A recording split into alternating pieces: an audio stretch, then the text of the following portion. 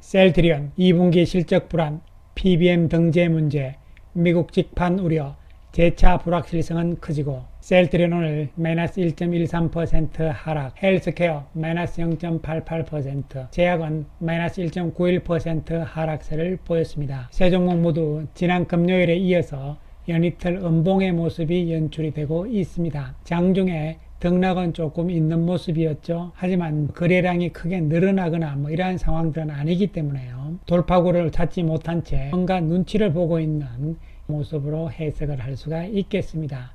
오늘 이 시간에는 현재 닥쳐 있는 세 가지 당면 문제라고 볼 수 있는 것이죠. 첫 번째, 2분기 실적에 대한 불안감. 두 번째로는 미국의 PBM 등재 여부. 세 번째로는 미국에서의 직판이 통할 것인가. 이러한 산적한 불확실성에 대해서 오늘은 이야기를 해보기로 하겠습니다.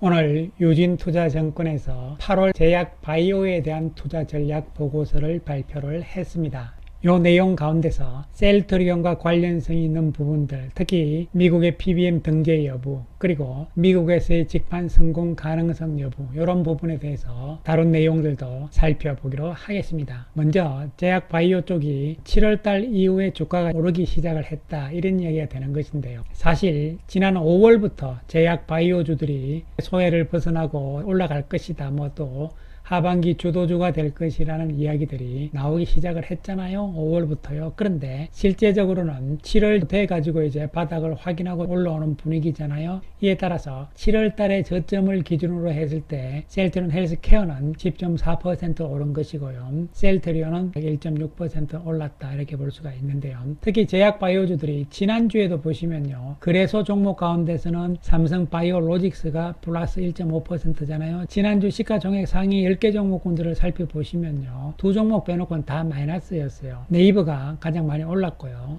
지난주 코스닥에서도 보시면 SM이 가장 많이 올랐죠. 셀트리온 헬스케어도 5.6% 올랐거든요. 7월 바닥에서 오르기 시작을 했고, 지난주에도 시가총액 상위 쪽에서는 상대적으로 제약 바이오 쪽이 안정적으로 움직인다, 이런 이야기가 될 수가 있는 것이죠. 그러나 보고서에는 본격적으로 중요하게 우리가 제약 바이오주들을 봐야 되는 것은 3분기 실적이 가시화되는 9월이 중요하다, 이렇게 이야기를 했습니다. 3분기, 4분기가 좋은 특성을 가지고 있잖아요. 이에 따라서 3분기 9월부터 중요하다, 이렇게 이야기를 한 것이고요. 그 다음에 두 번째로는요, 신약 개발 성공 확률, 이런 쪽에 이벤트가 나오잖아요. 학회라든가 이런 것을 이야기하는 것이죠. 그 다음에 마지막으로 바이오 시밀러 쪽에 셀트리온과 관련된 이야기인데요. 바이오 시밀러 산업의 세컨드 웨이브 진입으로 인해 가지고 기업 가치가 레벨업이 예상이 되는 셀트리온과 헬스케어의 미국 진출 성과가 가시화되는 것이 중요하다, 이렇게 이야기를 하고 있는 것이죠. 그래서 우리가 잘 아시다시피요, 제약 바이오가 오르기 위해서는 셀트리온 헬스케어가 움직여야 된다, 이런 이야기들이잖아요. 그리고 셀트리온 헬스케어의 미국 직판 문제, 이런 부분들이 중요한 제약 바이오의 변수가 될 것이다, 이런 이야기가 되는 것이죠. 이에 따라서 8월 달에는요, 바이오 시밀러 쪽에서 역시 셀트리온과 셀트리온 헬스케어가 주가 변동성이 좀 높을 것으로 예상을 한다, 이런 이야기잖아요. 왜냐하면 아직 2분기 실적을 발표를 하지 않았잖아요. 셀트리온은 오늘 발표하는 걸로 이제 알고 있는 부분들이었는데요. 오늘 발표를 하지 않았고요. 8월 11일 날 발표다, 이런 이야기들이 나오고 있는 상황입니다. 그래서 아직 2분기 실적을 발표를 하지 않았고요. 또한 미국에서의 성공은 바로 유플라이마잖아요. 유플라이마가 성공을 하기 위해서는 PBM에 등재가 돼야 되잖아요. 이런 부분도 역시 아직 확인이 확실하게 되지는 않았잖아요. 물론 공보험하고 계약은 체결을 했고 공식적인 발표가 조만간 있을 것이라는 이야기는 했습니다만요. 그 다음에 또 한 가지는 이제 PBM 1위 업체인 CVS 헬스케어 쪽에서도 아직 발표를 안 했잖아요. 이런 부분들이 이제 불확실성으로 자리를 잡고 있는 것이죠. 그런데 미국의 1위 PBM인 CVS 쪽에서 조만간이에요. 이게 뭐 1주가 될지 2주가 될지 한 달이 될지는 모르겠지만 조만간 바이오 시밀러 쪽에 등재 여부, 이런 것들을 선정해서 발표를 하겠다, 이런 것으로 알려는 지고 있습니다. 언제 할지는 뭐 정확하게는 봐야 되는 것이지만요. 어쨌든 연말까지 가지 않고 조금 앞당겨서 할 가능성은 있다, 이렇게 볼 수가 있는 것이죠. 그래서 이 부분에 대해서도 불확실성이잖아요. 알 수가 없는 거예요. 될지 안 될지는. 현재까지는 고농도 쪽에서 산도스케 유망하게 지금 나가고 있는 상황이잖아요. 자, 그런데 이러한 부분들이요, 사실 미국에서 과거에도 그랬다는 이야기잖아요.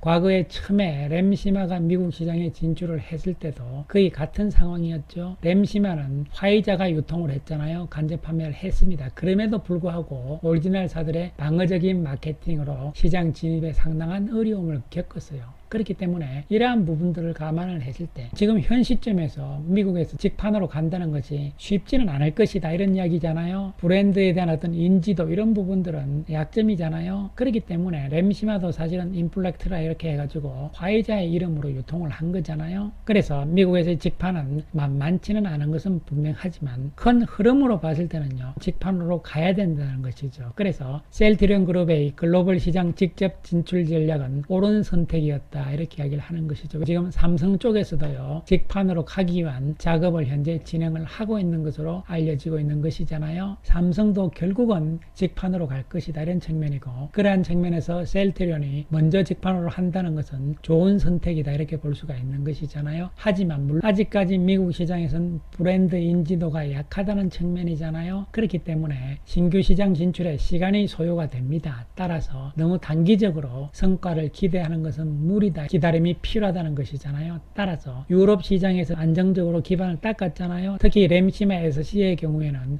유럽에서 본격적인 스타트잖아요. 그런 가운데서 미국으로 이제 들어가는 거잖아요. 그런데 미국에서는 램시마 SC는 신약이다 이런 개념으로 간다는 이야기가 되는 것이죠.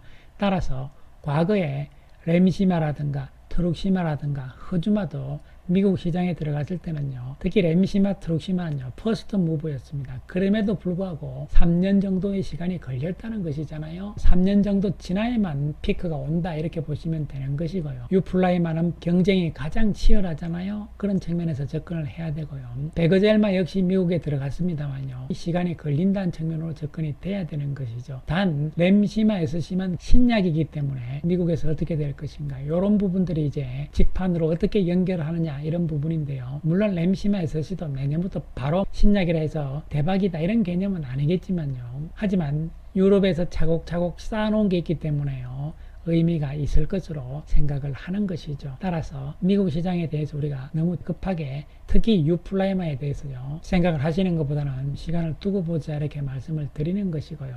그 다음에 2분기 실적에 대해서도요 8월 7일 날 예상했던 실적 발표가 오늘 나오지 않았잖아요. 그리고 8월 11일 금요일에 나온다 이런 이야기가 되는 것이죠. 현재 컨센서스는 매출액이 6,104억이고요 셀트리온입니다. 그리고 영업이익은 1985억 정도가 나오고 있는데, 물론 오늘 발표 예정이었는데 왜 안 했느냐, 실적이 예상보다 더 안 좋으니까 오늘 발표 안 한 거 아니냐, 또 미룬 거 아니냐 이런 이야기가 될 수도 있는 것이죠. 하지만 2분기 실적이 안 좋다는 부분에 대해서는 이미 시장에 반영이 된 것이잖아요. 그렇기 때문에 이것이 어떤 치명적인 충격 이런 부분보다는요 일시적으로는 뭐 흔들릴 수는 있겠습니다. 그러나 이것이 대세를 꺾는다 이런 개념은 아니라고 볼 수가 있는 것이죠. 그래서 셀트리온이 8월 11일 날 실적 발표가 예정이 되어 있는 것으로 보이고, 8월 14일이 이제 셀트리온 헬스케어의 실적이잖아요. 그런데 합병과 맞물리면서요 한 번에 3개사를 모두 다 합병을 시킬 것인지, 아니면은 셀트리온과 셀트리온 제약을 합병하고 그리고 헬스케어로 갈 것인지, 또 한 가지가 있잖아요. 셀트리온과 셀트리온 헬스케어를 합병을 시키고 나중에 제약을 합병시킨다 이런 이야기도 될 수 있는 거거든요. 어떤 형태로 가든 여기서 뭐 회사가 결정할 부분이긴 한데요, 이에 따라서 합병 결의 이사회가 가능한 시점들이요 어떤 방법에 따라서 이제 두 가지로 될 수가 있기 때문에 우리가 11일부터 가능한 경우, 14일부터 가능한 경우 이렇게 볼 수가 있잖아요. 어쨌든 간에 중요한 것은 D-Day가 눈앞에 나와 있는 상황이고, 11일은 셀트리온의 2분기 실적 발표, 14일은 헬스케어의 실적 발표잖아요. 그렇기 때문에 이러한 불확실성들을 모두 합병 재료로 이제 안고 가는 것이죠. 이런 측면으로 접근을 할 수가 있는 것이고, 어쨌든 이사회 결의일 이후에는 이전보다는 주가가 조금 좋을 것이라는 이야기는 제가 드렸잖아요. 그 이유에 대해서는 충분히 설명을 드린 바가 있는 것이고요. 따라서 본격적으로 D-Day권에 들어왔다 이렇게 보시면 되겠습니다. 셀트리온 오늘 외국인들이 31억의 매도, 기관들도 21억의 매도입니다. 오르락내리락 하면서 지금 소강 상태의 모습인데요. 밑으로 쳐질 것인지 요 위에서 작은 박스권을 그릴 것인지는 조금 더 두고 봐야 될 대목이고요. 한편 헬스케어는 외국인들은 46억의 매도지만 기관들은 25억의 매수 우위를 보입니다. 헬스케어는 7월부터 유지됐던 이 박스권 내에다 이렇게 볼 수가 있는 것이고요. 한편 제약은 외국인들 기관 모두 매도였죠. 옆으로 세우는 중이잖아요. 그러면서 등락 과정이다 이렇게 보시면 되는 것이죠. 따라서 이제 이 모든 불확실성들이 날짜가 다가오면서 합병과 맞물리면서요. 그렇기 때문에 단기적인 어떤 주가에 대한 불안감 이런 부분보다는요. 거쳐 나가야 되는 과정에 지금 들어온 것이잖아요. 그렇기 때문에 8월, 9월 연말까지 합병 국면이다. 이런 측면에서 접근을 할 필요성이 있는 것이죠. 감사합니다.